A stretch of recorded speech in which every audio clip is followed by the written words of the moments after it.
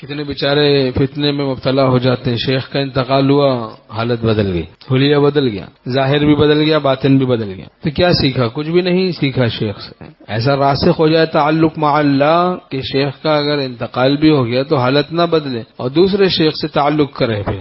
برس ہا برس سے خانقاہوں سے تعلق ہے، بیعت بھی ہیں، لیکن گناہ نہیں چھوڑتے تو ولی اللہ کیسے بنیں گے ہم؟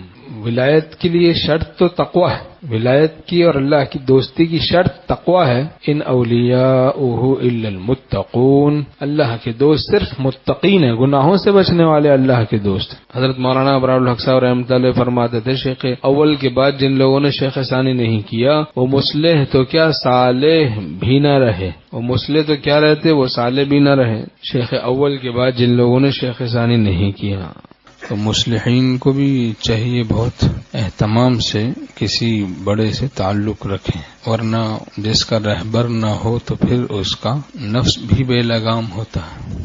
تعزیست کوئی سر پہ بڑا رہنے دیا کر، تعزیست کوئی زندگی بھر کسی کو بڑا سر پہ رکھنا چاہیے تاکہ کسی غلطی میں ابتلا ہو جائے تو وہ نکال دے۔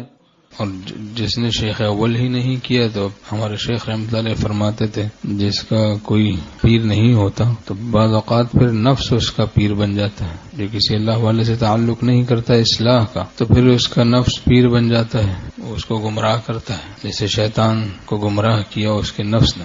تو اہل اللہ سے تعلق انسان کرتا ہے تو اس کی بڑی برکات ہوتی ہیں، بہت سی نفسانیت کا ظہور ہو جاتا ہے اس پر، اور بہت سی نفسانیت کا ظہور نہیں ہو رہا ہوتا تو شیخ اس کو ظاہر کر دیتا ہے۔ بعض اوقات کسی غلطی میں مبتلا ہو چکتا ہے یا ہو رہا ہوتا ہے تو پھر وہ ظاہر کر دیتا ہے بھائی یہ نفسانیت ہے، یا رجوع کرتا ہے شیخ سے بتاتا ہے تو شیخ اس پر ظاہر کر دیتا ہے بھائی یہ ٹھیک نہیں، یہ چیز تمہیں مبتلا کر دے گی گناہ میں۔ نفس میں ہوا بھرنے والے تو بہت ملتے ہیں آج کل، ہوا نکالنے والے بہت کم ہیں، جو ہوا نکالنے والے نفس کی ان سے ہم لوگ بھاگتے ہیں، کہتے ہیں کہ وہ ذلیل کر دیں گے۔ اتنا معزز رہے گا تو پھر ولی اللہ کیسے بنے گا؟ اتنا طالب عزت رہے گا تو پھر رب العزت کو کیسے پائے گا؟ ہاں مجھے مثل کیمیا خاک میں تو ملائے جا، شان میری گھٹائے جا، رتبہ میرا بڑھائے جا۔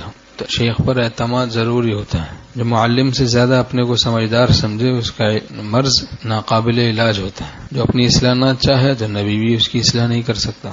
بعض لوگ اپنی خلافت کے بھروسے شیخ ثانی سے تعلق نہیں کرتے، دیکھا جاتا ہے کہ تعلق مع اللہ کمزور ہونا شروع ہو جاتا ہے، تو اس لیے بھائی تواضع کا طریقہ ہمارے بزرگوں نے سکھایا، چاہے شیخ نے خلافت کیوں نہ دے دی ہو، پھر بھی کسی اللہ والے سے تعلق کرو، تمہیں مفت میں ترقی تعلق مع اللہ کی دولت ملنا شروع ہو جائے گی، اور اگر کبھی غلطی میں پھنسو گے تو وہ شیخ نکال دے گا اور اس سے رجوع رہو گے، بہت سے فتنوں سے بچے رہو گے۔